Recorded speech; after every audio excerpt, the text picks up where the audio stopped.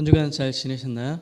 네, 저희도 여름 MT를 갔다 왔고 아마 먼 거리를 갔다 와서 몸이 조금 피곤한 한 주였을 겁니다. 오늘도 하나님의 말씀으로 여러분의 영혼의 갈급함이 채워지는 그런 귀한 시간이 되길 소망합니다. 오늘은 삶이 진실에 배일 때, 삶이 진실에 배일 때라는 제목으로 하나님의 말씀 증거하도록 하겠습니다. 2018년 축구 감독 이영표 씨의 무통주사 발언이 논란이 되어 신문 일면을 장식했습니다. 구체적인 내용은 이렇습니다. 이영표 축구 감독의 아내가 이제 첫째, 둘째 낳고 이제 셋째를 낳을 때예요. 그때가 창세기를 읽고 있었대요. 창세기에 대한 내용이 어떤 내용이 나오죠? 인간의 타락에 대한 부분이 나오고, 그 안에도 그냥 놔두면 될 것 같아요. 인간의 타락에 대한 부분이 나오고, 그리고 인간이 타락하고 난 이후에 인간이 받은 벌 중 하나가 뭐예요? 해산의 고통이에요. 근데 요즘에 무통주사라는 게 있어요. 출산할 때 맞는, 여성들이 너무 힘드니까. 근데 아내를 설득해가지고 못 맞게 한 거예요. 왜 그렇죠? 창세기를 읽고 있었다고 그랬잖아요. 그건 하나님께서 허락하신 거니까 그 고통을 없애는 거는 신앙적이지 않다고 생각한 거예요. 그렇게 생각할 수는 있겠죠, 물론. 그래서 그게 논란이 됐던 거야. 누구에게 논란이 됐을까요? 많은 출산하는 여성들이 분노감을 자아냈어요. 남자들은 어떨 때 분노하죠? 여자들한테 군대 갔다 왔어? 이런 것들 때문에 하잖아요.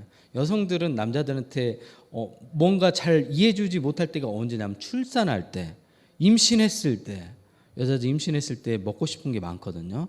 네. 갑자기 뭐 족발이 먹고 싶다 해서 족발을 사다 주잖아요. 그러면 하나 먹고 먹기 싫대. 그때 어떻게 반응해야 되냐면 괜찮아, 내가 먹을게, 이렇게 해야 돼요. 그때 아니 먹고 싶다고 했잖아. 그러면 그날부터 이제 혼자 살아야 돼요. 네. 그만큼 고통이 심한 거예요. 근데 그런 것들을 이해를 못하는 거죠. 그래서 이게 논란이 됐던 거예요. 이 발언 때문에.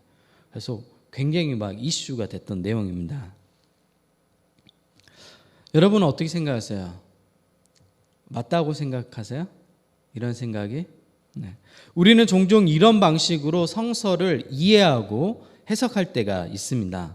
이러한 성서 해석 방법을 근본주의 문자주의 해석이라고 해요. 근본주의 문자주의 해석. 대부분 보수 교단에서 이러한 방식으로 성경을 읽고 해석합니다. 우리나라에서 보수 교단이라고 얘기하면 합동측, 고신측 뭐 이런 교단들이 있겠죠. 물론 보수 교단이 아니더라도 뭐 저희처럼 통합측이나 또 진보적인 성향의 기장측의 목회자들 가운데도 이렇게 해석하는 사람들 많이 있어요. 그러니까 뭐 특히 교단에 대한 문제는 아닌 것 같아요. 목회자들에 대한 어떤 역량에 대한 문제도 있는 것 같습니다. 그래서 합동측 교단에서는 생리하는 여성을 비하해 기저귀 차는 여성은 목사가 될 수 없다고 주장해서 실제로 합동측에는 여자 목사가 없어요. 네. 성서에서는 그 생리하는 것을 정결하지 않는 것으로 표현해요. 구약에서. 네. 그건 제 얘기가 아니에요. 성서에서 그때 당시에 그랬다고 얘기하는 거예요. 네. 유병철 목사 성적인 차별한다 이런 생각하면 안 돼요. 네. 그래서 목사가 될 수 없다고 주장하는 거예요. 이렇게 본문의 시대적인 상황과 문맥의 배경 없이 보이는 문자 그대로 해석하는 것을 근본주의 문자 해석이라고 이야기합니다. 그래서 합동교단에는 전도사까지만 할 수 있어요. 아니 그럼 뭐 전도사는 왜 시키는 거예요? 목사는 될 수 없고 전도사는 할 수 있고, 그러면 전도사하고 목사하고 또 차별을 두는 거잖아요. 예. 되게 웃긴 거죠. 네. 근데 그 웃긴 행동을 본인들은 몰라요. 외부 사람만 웃기는 거예요. 예. 그런 거랑 똑같죠. 대통령 본인만 잘못하고 있는지 모르고 나머지는 다 알잖아요. 예. 그런 거랑 똑같죠. 이런 문자주의 성서 해석을 적용한 사례는 너무도 많습니다. 이사야 11장에 하나님 나라의 모습이 비유적인 내용으로 나옵니다. 11장 6절입니다. 그때 이리가 어린 양과 함께 살며 표범이 어린 염소와 함께 누우며 송아지와 어린 사자와 살찐 짐승이 함께 있어 어린아이에게 끌리며. 8절입니다. 젖먹는 아이가 독사의 구멍에 장난하며 젖된 어린아이가 독사 굴에 손을 넣을 것이라. 뭐예요? 서로 적대적인 관계에 있는 짐승들이 어떻게 해요? 평화롭게 지내는 것을 하나님 나라 이미지의 모습으로 보여준 거예요. 근데 이것을 문자 그대로 받아들인 사람이 있어요. 그래서 실제로 미국에서 자신의 믿음을 시험한다며 독사굴에 손을 넣은 사람이 있어요. 그러면 안 물까요? 당연히 물죠. 자신의 구역에 누군가 무단 침입한 거잖아요. 인간도 경계하는데 하면 동물은 어떠겠어요? 위협을 느끼는 거죠. 그게. 이영표 해설위원, 보수교단의 사람들, 독사에 물린 사람. 성서에서 나온 타작마당을 문자 그대로 이해해서 부모하고 자식 간에 잘못한 일이 있었던 것들을 고백하게 하고 교회 강단 앞에 나오게 해가지고 서로 뺨을 때리게 한 목사가 있었어요. 네. 농담이 아니에요. 신옥주 목사라는 사람이에요. 이단이에요, 물론. 네. 이것들도 다 성서를 문자 그대로 해석한 거예요. 네. 타작마당이 우리처럼 그 폭력을 행사하는 타작마당으로 이해한 거예요. 야, 한번 메타작 해야 되겠다 이런 거 선생님들이 얘기하잖아요. 예전에 학교 다닐 때. 그걸 그렇게 이해한 거예요. 무식한 목사죠. 그래서 엄마하고 딸을 서로 뺨을 때리게 한 거예요. 잘못한 일을 고백해야 된다고. 정말 반인륜적인 행동인 거잖아요. 그걸 기독교란 이름으로 성경을 해석하고 있는 목회자들의 추악한 성서에 대한 이해입니다. 오늘 베드로 후서는 총 3장으로 되어 있고 그중 오늘 1장은 성경의 예언에 대한 이야기가 나옵니다. 여기서 예언은 맡길 예, 말씀 먼, 그러니까 미래에 있을 이야기가 아니라 하나님께서 맡기신 말씀이라는 뜻이에요. 예언이라는 것은. 이해됐어요? 우리가 생각하는 예언은 뭐죠? 미래에 있을 일을 말해주는 것만 예언으로 생각하는데 하나님께서 우리에게 맡기신 말씀이란 얘기예요. 본문 1장 20절입니다. 먼저 알 것은 성경의 모든 예언은 사사로이 풀 것이 아니니. 사사로이 풀면 안 돼요. 본문에 풀 것이 해당하는 헬라어 단어는 에필루시스인데 에필루시스는 해석하다는 의미예요. 해석하다. 영어 표현하면 interpretation을 이야기합니다. 본문은 우리에게 성경을 사사롭게 해석하면 안 된다고 얘기합니다. 그런데 타장 마당을 사사롭게 해석했죠. 독사굴에 손 놓는 거 사사롭게 해석했죠. 이런 예가 많아요. 너무 많아가지고 다 들 수도 없어요.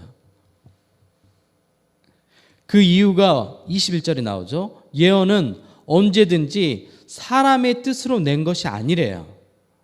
오직 성령의 감동하심을 받은 사람들이 하나님께 받아 말한 것이 예언이래요.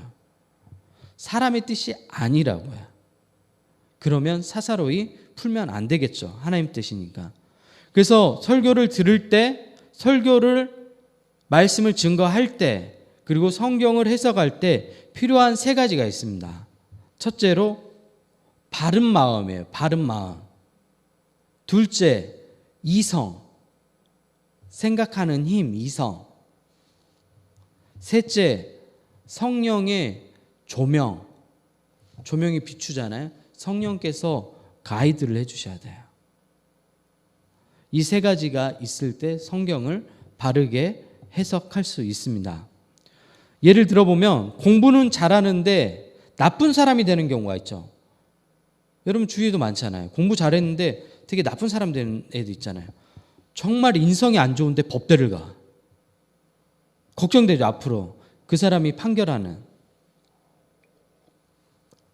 정말 인성이 안 좋은데 사회복지사가 됐어. 그러면 어떻겠어요? 날마다 할머니들 때리겠죠. 네. 치매에 든 할머니들 때리고. 정말 인성이 안 좋은데 어린이집 교사가 됐어. 애들을 어떻게 하겠어요? 사랑스러워 이러지 않겠죠. 막 이렇게 하겠죠. 바른 마음이 필요한 거야.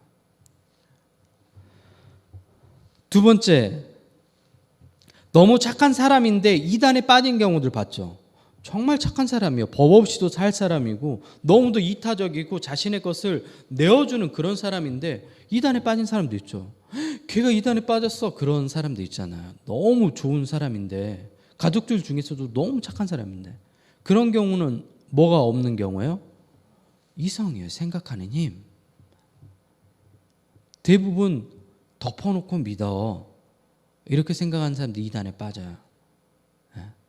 프리메이슨, 일루미나티, 연예인들에 관련된 사탄 숭배하는 음모론에 빠진 큐어런, 그런 사람들 보면 대부분 뭐예요? 생각하지 않아요. 이성이 없는 거죠. 뇌를 활성화시키지 않는 거죠. 하나님께서 인간에게 생각하는 힘을 주셨잖아요. 그러면 그것을 바르게 사용해야 되는데 생각하지 않죠. 그래서 보이스피싱 당한 사람한테 가가지고 이거 보이스피싱이고 사기야 얘기하면 화를 내요. 아니라고. 지금 빨리 보내야 된다고. 지금 큰일 난다고. 빨리 보내야 된다고. 보이스피싱 당한 사람들이 대부분 그래요. 처음에 말리면 여러분에게 막 화를 내요. 지금 바쁜데 지금 그러냐고. 지금 빨리 보내야 된다고. 딸이 큰일 났다고. 엄마한테 큰일 났다고. 빨리 돈 보내야 된다고. 대부분 종교 사기 당한 사람들이 대부분 그래요. 이성을 제대로 사용하지 않아서 그렇습니다. 셋째, 바른 마음도 있고 공부도 열심히 하는데 타인에게 아무런 감동을 주지 못한 사람 있죠. 정말 뭔가 정말 열심히 하고 잘하는 것 같아요. 근데 감동이 없는 사람이 있어요. 뭐가 없는 거죠? 성령의 조명하심이 없는 거예요. 그런 경우가 찬양팀에도 많이 나타나요. 실용음악과 다 전공했어요. 찬양팀. 굉장히 깔끔하게 연구 잘하는데 뭐가 없어요. 사람들이 이제 몰라요. 뭐가 부족한데? 굉장히 연주도 흠잡을 데가 없어요. 깔끔해요. 리듬도 깔끔하게 떨어지고 화성이나 이런 것들 되게 세련되게 잘 썼는데 뭔가 없어요. 뭐가 없죠? 성령의 기름 부심이 없는 거예요. 임재가 없는 거예요. 그런 찬양팀이 있어요. 여러분도 어느 교회 찬양팀 하는데 너무 잘하는데 감동이 없는 경우 있잖아요. 설교도 마찬가지예요. 설교 굉장히 잘하거든요. 스피치도 좋고 외모도 잘생겼어요. 심지어 내용도 굉장히 좋은 내용인데 뭔가 아무런 것도 내 마음에 와닿지가 않아. 뭐가 빠졌어요? 성령의 조명하심, 감동, 비추심이 빠진 거예요.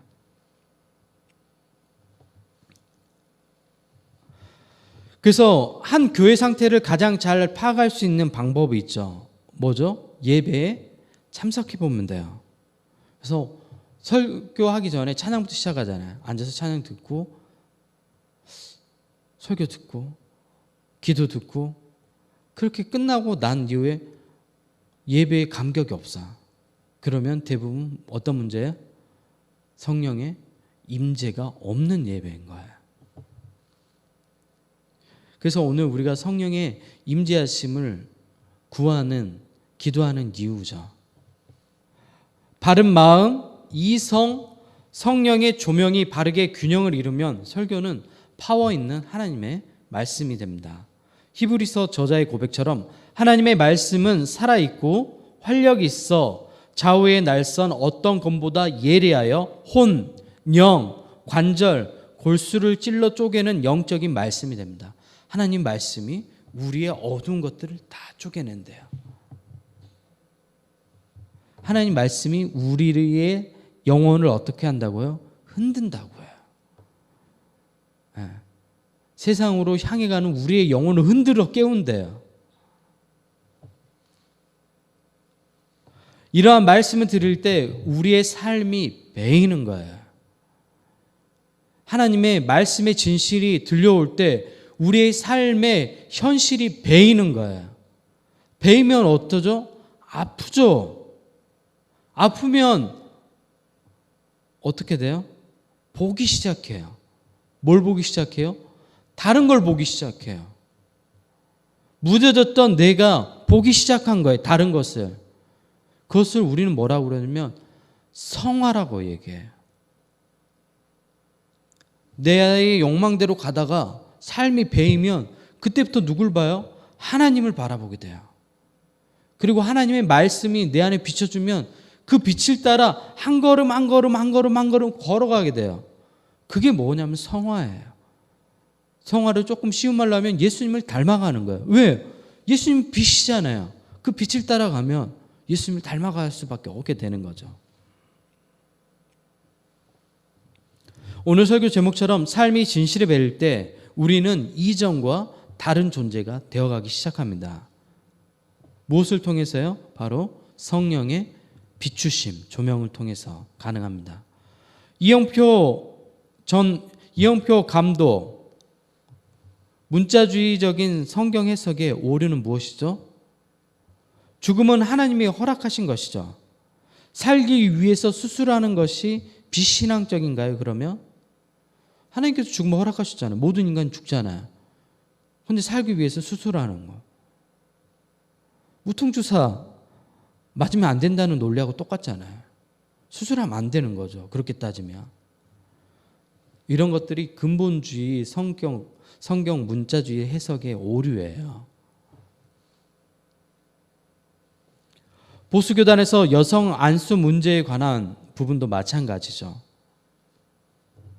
성경에는 하나님의 말씀과 당시의 시대적인 문화 배경이 즉 삶의 자리가 있습니다. 그래서 성서 해석 작업은 오랜 시간이 필요해요. 하지만 문자주의 해석은 이러한 시간이 필요해요? 필요하지 않아요.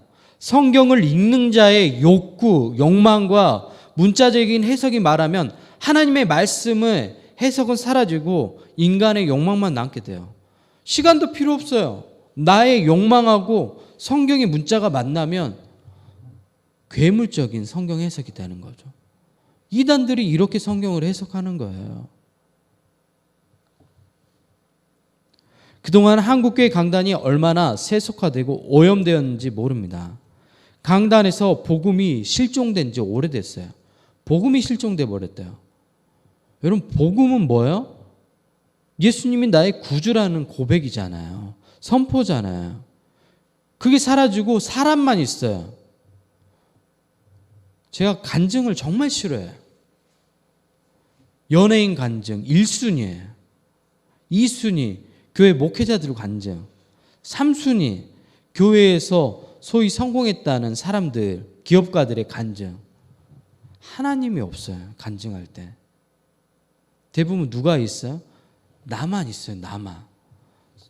간증 듣고 나서 하나님이 보여요? 대부분 자기만 드러내요. 많아요. 너무도 많아서 그냥 손에 꼽을 수가 없어요. 대부분 문자주의 해석에는 복음이 없습니다. 특히 우리는 구약 성서를 해석할 때 문자주의적 해석을 하면 유대교와 다른 것이 없게 돼요. 유대교와 개신교의 다른 점은 뭐예요, 여러분? 유대교와 개신교의 다른 점. 아브라함의 후손이잖아요. 성경을 믿잖아요. 근데 유대인들은 구약 성경만 믿죠. 우리는 신약 성경까지 믿죠. 근데 다른 점이 있어요. 구약 성경을 바라볼 때 똑같은 구약을 사용하잖아요. 다른 점이 있어요. 뭐가 다를까요?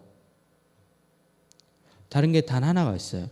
유대인들은 구약 성경을 문자 그대로 이해해요. 기독교인들은 구약 성경을 문자 그대로 이해해요?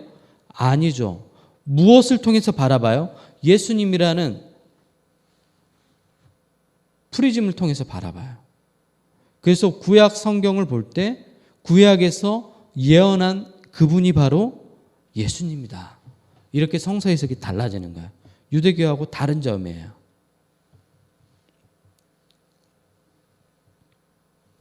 신약 성서의 대부분 내용이 예수님을 통해 재해석된 구약 성경의 말씀입니다. 그래서 종교 지도자들과 그렇게 심하게 예수님이 갈등을 빚었던 거예요. 구약 성서를 예수님이라는 프리즘을 통과하지 않고 해석하면 유대교가 됩니다. 개신교는 이러한 실수를 중세에 이미 했죠. 이러한 나쁜 영향으로 중세 로마 카톨릭이 그대로 전수되었는데 그때 발전한 게 뭐냐면 수덕신학이에요. 수덕신학은 뭐냐면 인간의 노력으로 구원에 이를 수 있는 가능성이 있다는 거예요. 개신교는 인간의 노력으로 구원할 수 있는 가능성이 있어요, 없어요? 없어요. 우리는 그래서 전적인 타락을 이야기해요. 인간 안에 선한 것이 하나도 남아있지 않습니다. 그래서 오직 우리는 예수님을 통해서 구원을 얻을 수 있다고 얘기하는 거예요. 예수님을 통해서 새로운 존재가 된다고 얘기하죠.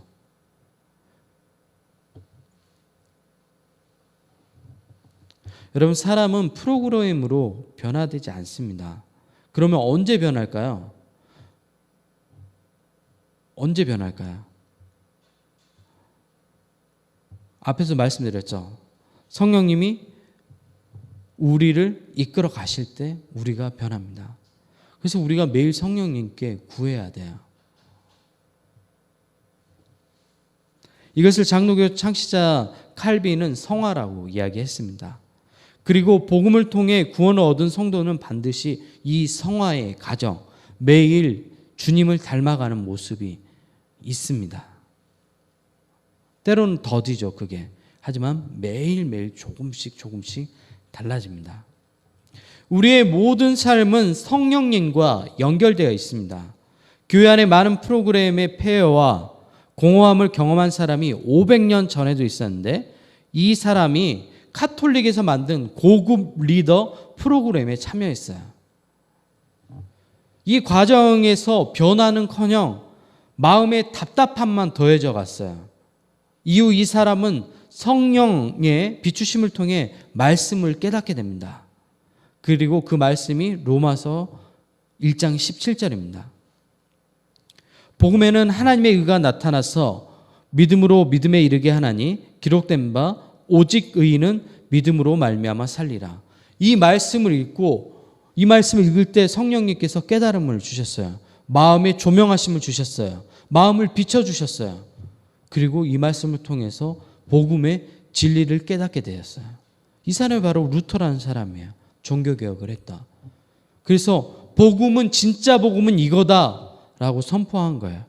로마 그 거대한 카톨릭 부패에 맞서서 하나님의 말씀을 당당하게 선포했던 신학교 교수였어요. 비텐베르크 대학이요. 그래서 루터를 통해서 온 유럽이 복음으로 물들었습니다. 성화는 인간의 노력으로 절대로 되지 않습니다. 내가 하려고 하면 안 됩니다. 성령님의 비추심이 필요합니다. 그래서 기도하는 거예요.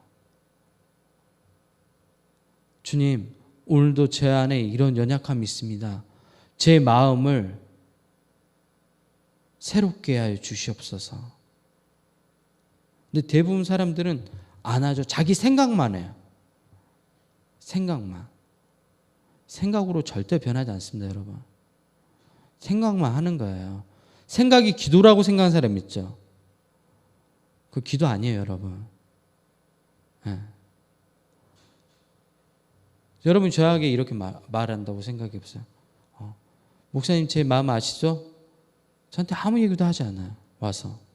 제가 어떻게 알아요? 미쳤어요? 어떻게 아냐고요. 근데 와서 얘기해요. 목사님 저 너무 힘든 일들이 있어요. 이런 것들이 있어요. 저 어떻게 하죠? 그럼 제가 얘기하겠죠. 그렇게 힘들 때는 기도하면서 주님을 더 신뢰하며 나아가야 됩니다. 이렇게 얘기해 주겠죠. 커뮤니케이션 됐잖아요. 근데 목사님 알죠? 뭘 아냐고요. 말을 안 하는데. 그거는 소통하는 게 아니에요. 그건 기도하는 게 아니에요. 그렇게 하는 거는.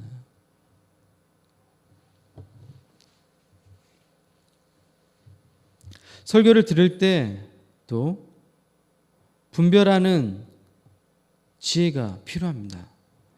유튜브를 통해서 많은 잘못된 성경 해석들이 퍼져가고 있습니다.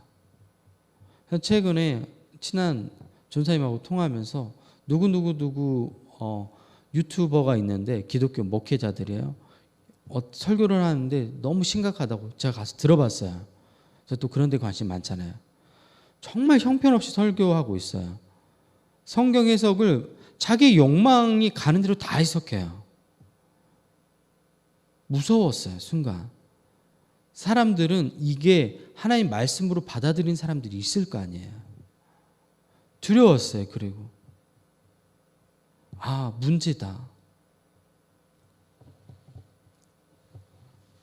성경은 예수님의 사랑으로 해석돼야 됩니다.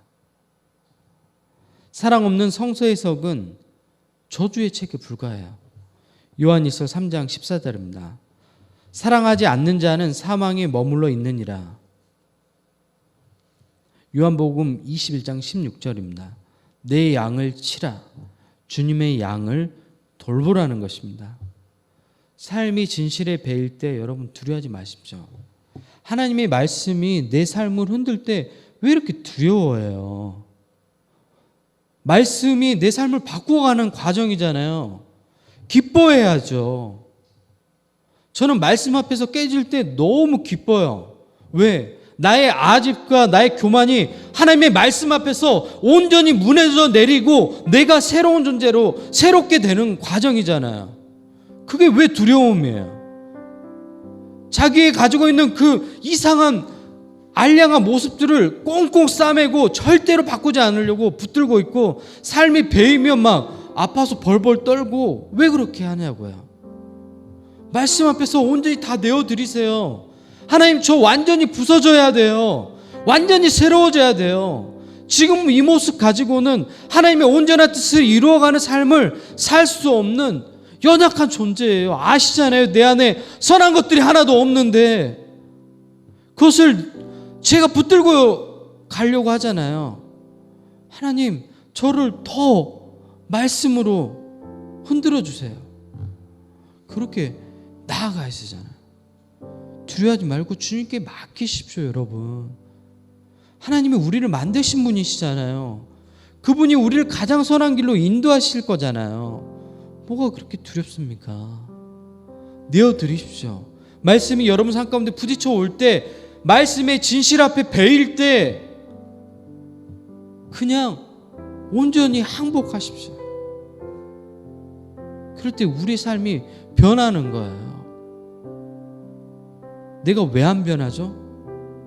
내가 내 생각에 사로잡혀가지고 꽁꽁 그 안에 갇혀있기 때문에 그런 거예요. 말씀 앞에 온전히 내어놓으십시오. 모든 믿음의 선배들이 다 이 과정을 겪고 하나님의 사람이라는 칭호를 얻었잖아요. 우리 뉴에몬 공동체가 이런 공동체가 되었으면 좋겠습니다. 저 말씀 앞에 배웠어요. 저의 나태함과 안일한 삶이 말씀 앞에 흔들렸어요. 그리고 이제 다시 하나님 향해 나아갈래요. 그런 고백들이 이어졌으면 좋겠습니다.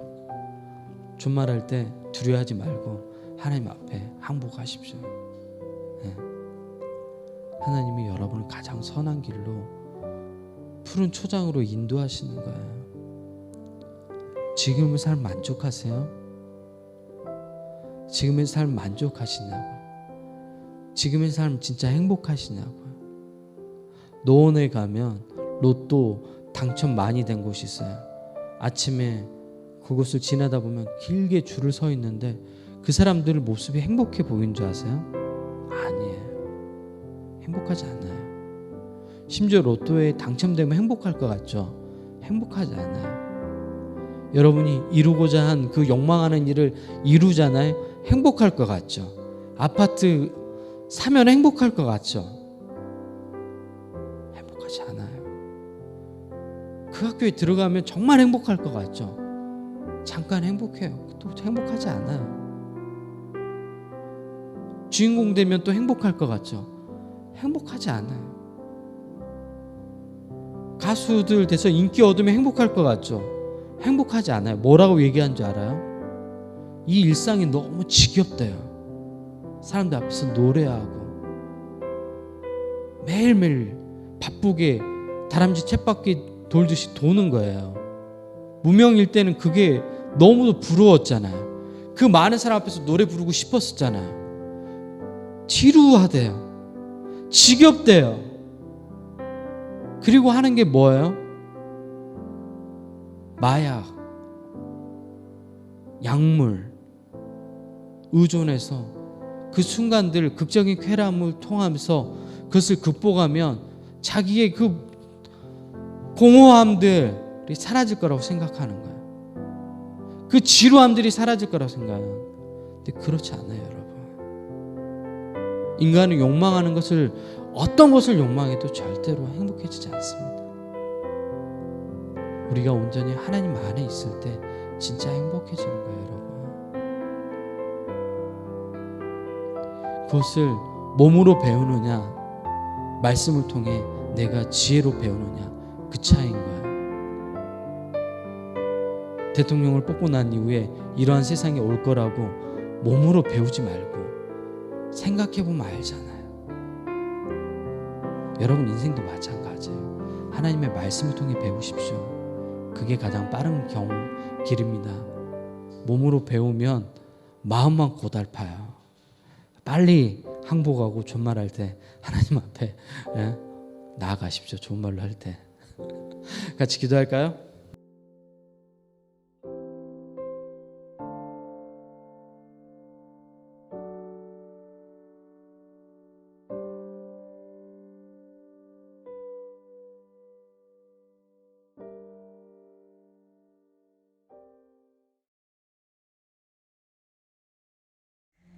뉘에븐교회 성도 여러분, 한 주간 잘 지내셨나요?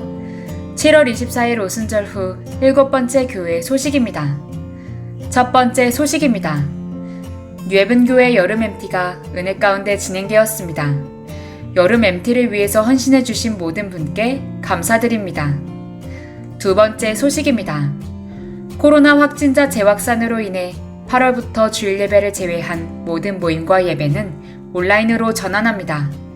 자세한 내용은 교회 단체 카톡방에서 확인해 주세요. 세 번째 소식입니다. 매월 마지막 주일은 부서별로 모임을 갖습니다. 각 부서에서는 주일 오후에 진행할 행사 계획을 성도들에게 미리 공지해 주세요. 네 번째 소식입니다. 온라인 헌금은 재정 투명성을 위해 헌금 종류와 실명으로 교회 카카오뱅크 계좌에 헌금해 주세요. 사람의 마음에는 많은 계획이 있어도 오직 여호와의 뜻만이 완전히 서리라. 한 주도 여러분의 삶을 향한 하나님의 뜻을 발견하는 뉘에븐교회 성도 모두가 되시길 바랍니다.